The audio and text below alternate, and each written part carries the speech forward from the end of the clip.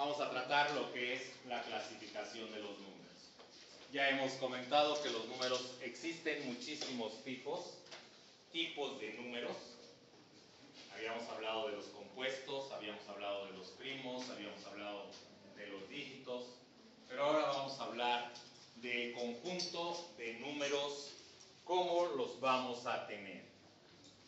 Existe un gran conjunto universal de los números. Es un conjunto universal.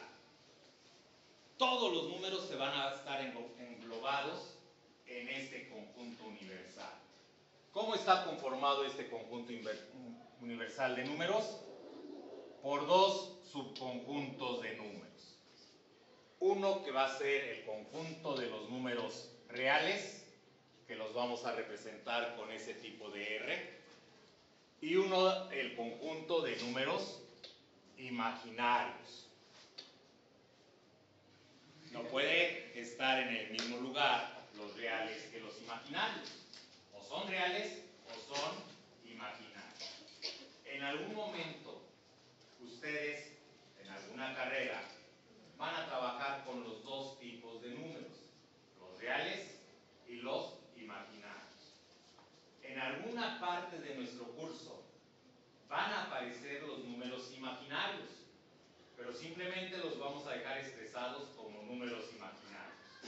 Y vamos a ver un poquito más adelante de qué se trata. Bien. El conjunto de los números reales tiene también dos grandes conjuntos. Uno que se llama números racionales, lo representamos con una letra Q, y otro de los números irracionales, que los representaremos con una letra I y la podemos a poner doble con sombra. Irracionales.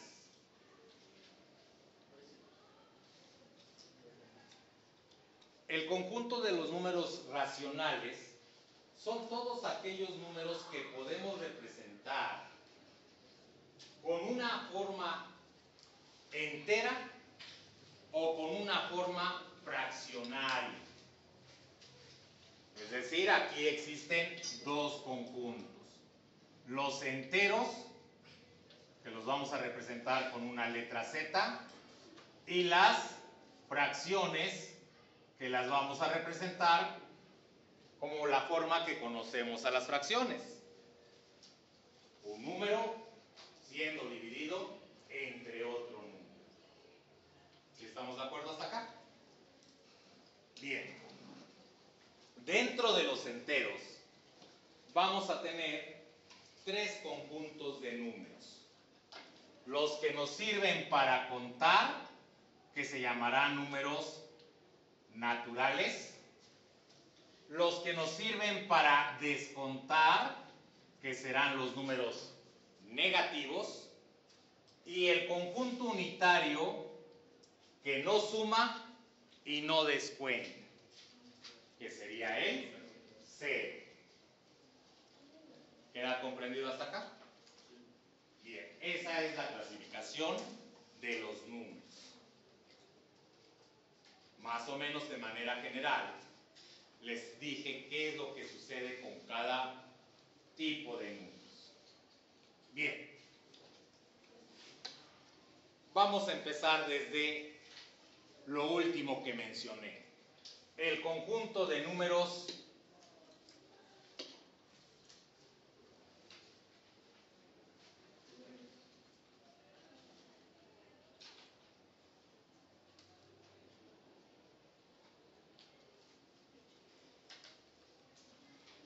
enteros. Habíamos dicho que el conjunto de números enteros son tres. Los que nos sirven para contar, llamados naturales. Los que nos sirven para descontar,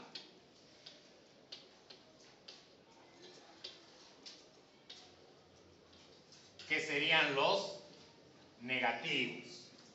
Y el que no cuenta y descuenta, que sería el 0. Y entonces dentro de los números que nos sirven para contar, tendríamos ¿a cuáles? Todos los positivos. 1, 2, 3, 4, hasta el número más grande que podamos colocar. Esos son los números naturales, números enteros.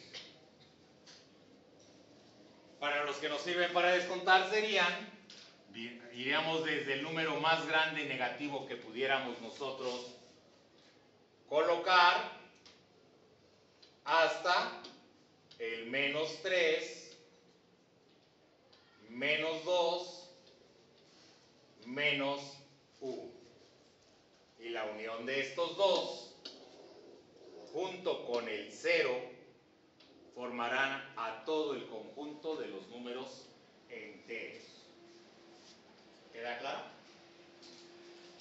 ¿Algún comentario o pregunta? ¿No? Bien. Pasemos con los números. ¿Cuáles serían los siguientes? Fraccionarios.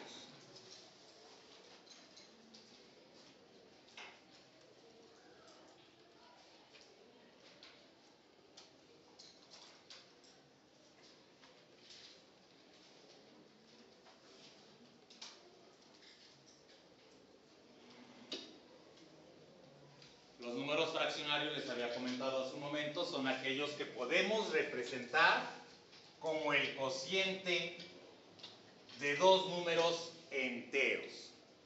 Todo aquel número fraccionario o todo aquel cociente de dos números enteros es un número fraccionario. Si nosotros hacemos la división de esos dos números, ¿qué obtenemos? ¿Un producto? No, si hacemos la división de esos dos números enteros, obtendríamos algo que conocemos con el nombre de número decimal. ¿Estamos de acuerdo? Y todos los números decimales pueden ser representados en forma de fracción. Perdón, casi todos los números decimales pueden ser representados en forma de fracción. Aquellos decimales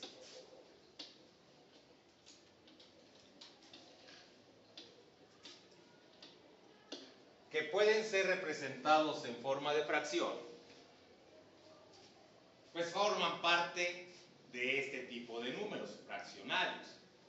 Existen algunos números que no pueden ser representados, algunos números decimales que no pueden ser representados en forma de fracción, y entonces no entrarían dentro de este campo de números. ¿Queda claro? Bien. Dentro de los decimales tenemos a tres tipos de números. Los que tienen residuo 0, los que se repite el residuo, llamados periódicos,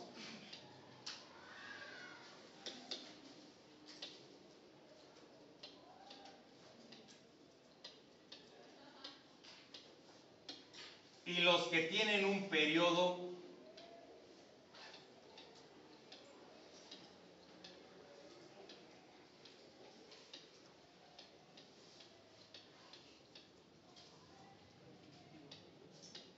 repetitivo. Todos los decimales cuyo residuo sea 0 o el último dígito significativo sea 0 puede ser expresado en forma de fracción. Todo número periódico, es decir, cuando el residuo se está repitiendo constantemente, son los periódicos, también se pueden representar en forma de fracción.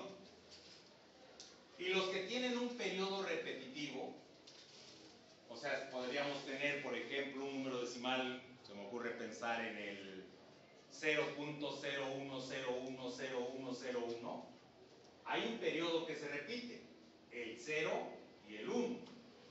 Se les llama de periodo repetitivo. También se puede representar en forma de fracción. Y existen otros números que no se han encontrado periodos repetitivos. ¿Queda comprendido hasta acá? ¿Queda claro? Bien. Entre los decimales, por ejemplo, que terminan en 0, que sean exactos, podríamos mencionar, por ejemplo, una mitad. Por ejemplo, un quinto. Por ejemplo, Un octavo.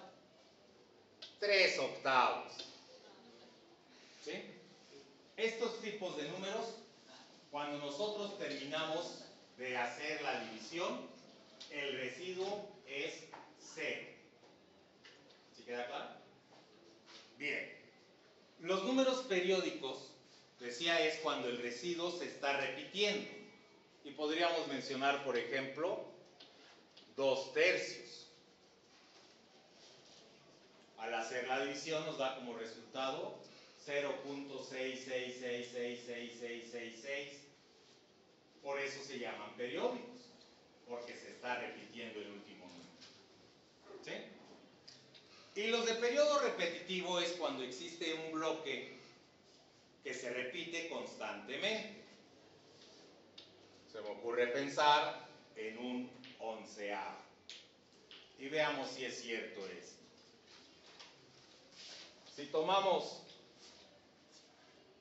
este primer ejemplo y hacemos la división 1 entre 2, no alcanza, aumentamos un 0, pero le ponemos un punto, ¿verdad? Nos tocará a 5 y el residuo es 0. Ya no tiene caso que continúe. Podemos continuar haciendo divisiones. Y puedo aumentar otro 0, pero me tocaría a 0. Puedo aumentar otro 0 y me tocaría 0. Es decir, al final puedo poner tantos ceros como queramos utilizar. De todos modos, la fracción es una mitad. La mitad de algo. Si pongo 0.500, también significa la mitad de algo. Estamos hablando de 500 milésimos. Y 500 milésimos es la mitad, o 500 es la mitad de 1000. ¿Queda claro? Veamos ahora este otro. 2 entre 3. Tampoco alcanza. Pondremos el punto. Aumentamos el 0. Nos toca 6. Nos sobran 2. Observen que el número inicial ya se repitió. Aumento otro 0. Me toca otra vez 6. Y me sobran 2. Y se está repitiendo. Ya no tiene caso que continuemos con esta división. Desde que vemos que se repite, decimos que el número es periódico. ¿Queda claro? Veamos el de periodo repetitivo. 1 entre 11. No alcanza, pongo el punto, le aumento un 0, sigue sin alcanzar, aumento otro 0. 100 entre 11 nos toca 9 y me sobra 1. Observen que habíamos empezado con un 1, pero después vino un 0. Luego vino un 1.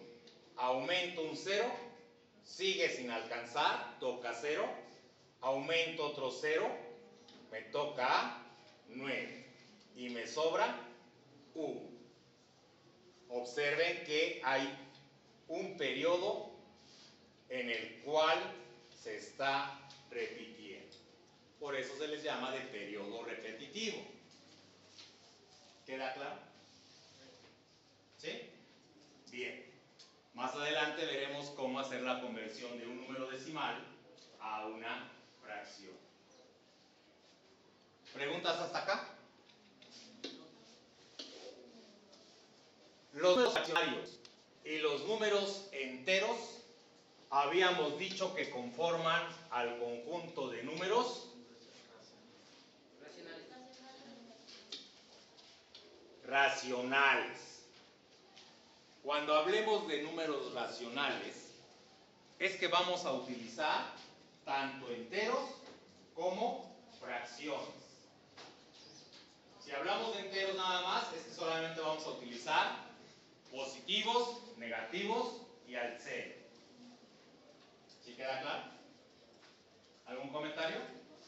Bien. Hasta este momento decíamos, las fracciones son aquellos decimales que se pueden representar por medio de un decimal, y hay tres tipos de decimales. Los que terminan en cero o que el residuo tiene cero, los que su residuo se va repitiendo o los que el residuo tienen un periodo repetitivo.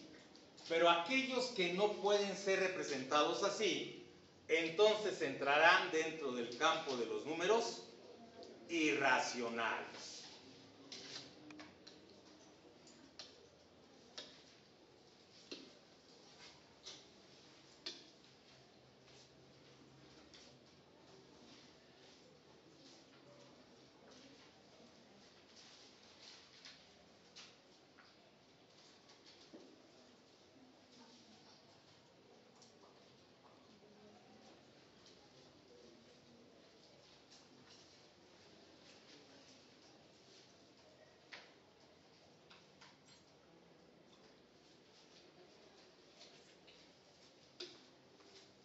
Los números irracionales no son enteros.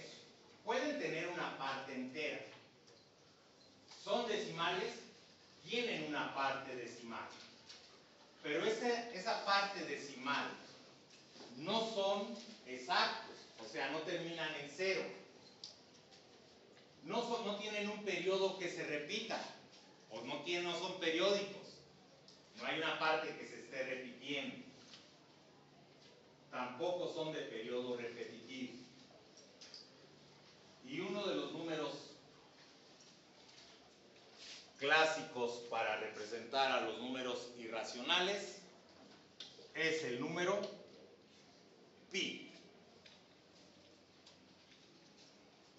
El número pi exactamente no se ha encontrado su valor. No se ha podido hacer el cálculo completo del número pi.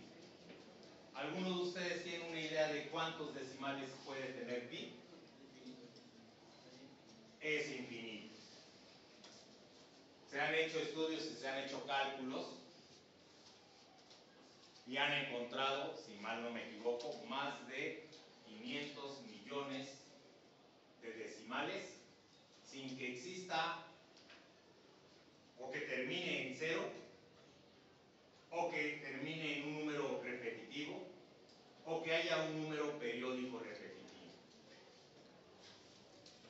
En algún momento leí que habían encontrado en alguna parte de todos los números decimales un 9, un 9, un 9, un 9, un 9, un 9, pero después cambió otro número.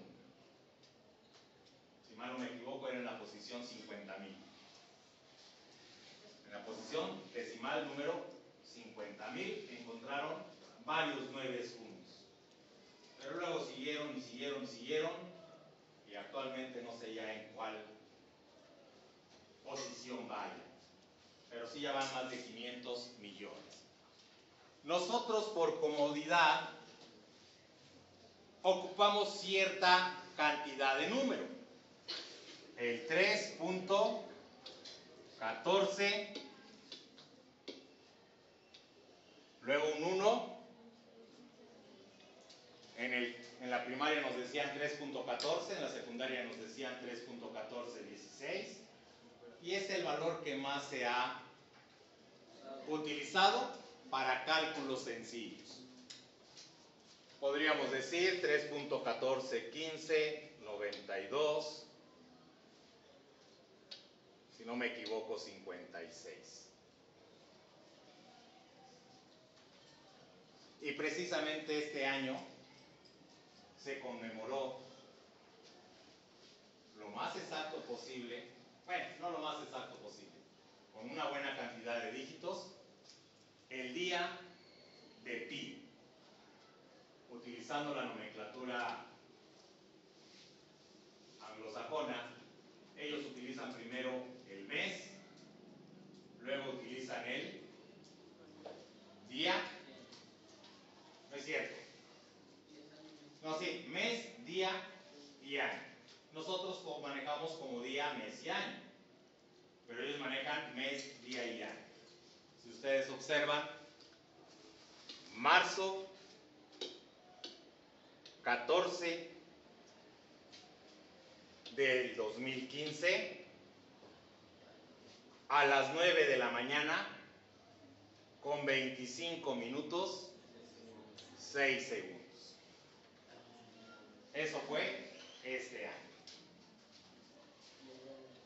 La próxima vez que se pueda acercar más esto podría ser ¿hasta qué año? 59. ¿Hasta el 59? ¿Hasta el 2059?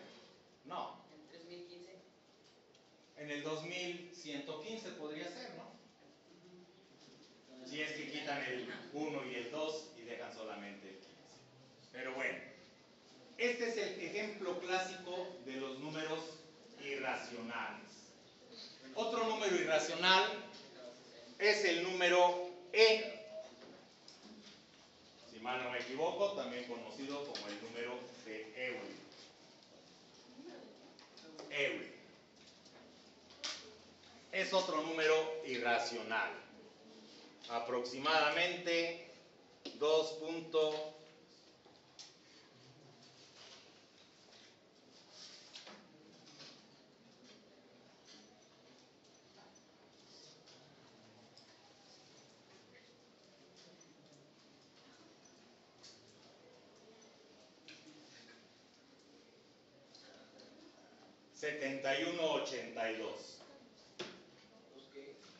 2.7182, 81 y todavía continúa.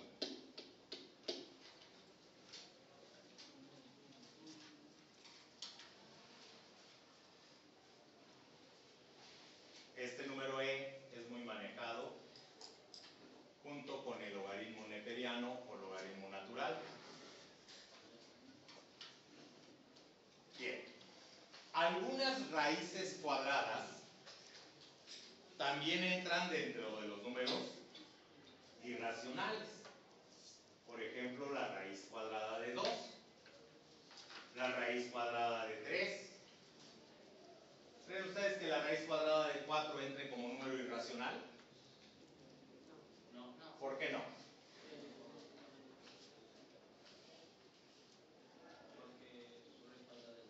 Porque el resultado de la raíz cuadrada de 4 es un número entero, 2. ¿Sí queda claro? Algunas funciones trigonométricas, los valores de algunas funciones trigonométricas también entran dentro de los números irracionales. No todas las raíces, no todas las funciones trigonométricas, algunas solamente. Esos son los números irracionales.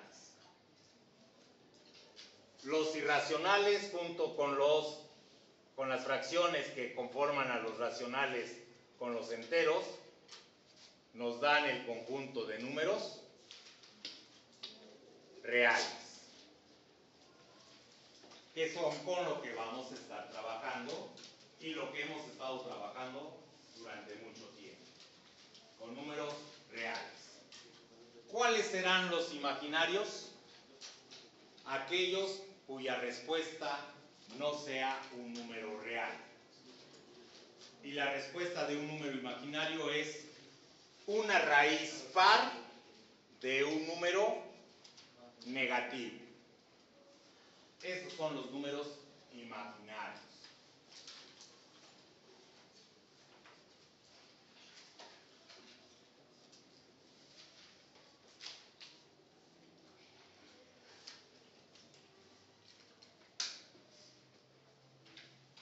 ¿Sí queda claro?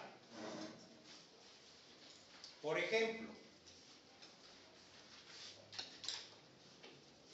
nosotros quisiéramos obtener la raíz de menos 4, ¿cuál sería su respuesta? ¿Menos 2? Más 2. ¿Perdón? Menos 2 es la respuesta. ¿Y cómo comprobamos si esa respuesta es correcta? Recuerden que una raíz cuadrada tiene una operación contraria que es la potencia. ¿Sí queda claro? Si yo tengo, por ejemplo, raíz de 9, sé que es 3, porque 3 por 3 me da 9. ¿Sí? Si nosotros dijéramos que la respuesta es menos 2, al elevarlo al cuadrado, me tendría que dar, o mejor dicho, me da 4, que no es lo que queremos, ¿verdad? Si le ponemos 2 positivo elevado al cuadrado, también la respuesta es 4, que tampoco es lo que queremos. Y no existiría algún valor donde nosotros dijéramos, ese resultado elevado al cuadrado me va a dar como resultado un número negativo. No. Al elevar al cuadrado cualquier tipo de número, siempre su resultado es positivo. ¿Se queda claro? Entonces, la raíz cuadrada de menos 4 no puede ser 2. No puede ser menos 2. Y entonces, ¿cómo le haré para representar ese resultado? Pues como es un número extraído, un número negativo extrayéndole su raíz, voy a representarlo como un número 2, pero considerando lo que es imaginario. Esa letra I que le vamos a poner al resultado va a significar que ese resultado cumple con la raíz de un número negativo. ¿Sí queda comprendido? ¿Queda clara la clasificación de los números? ¿Ya lo recordamos más en general? Dentro de todos estos están los compuestos, los primos, los dígitos, todos los que nos habían o me habían mencionado en la última clase. Esta es la clasificación de los números. ¿Dudas? ¿Preguntas?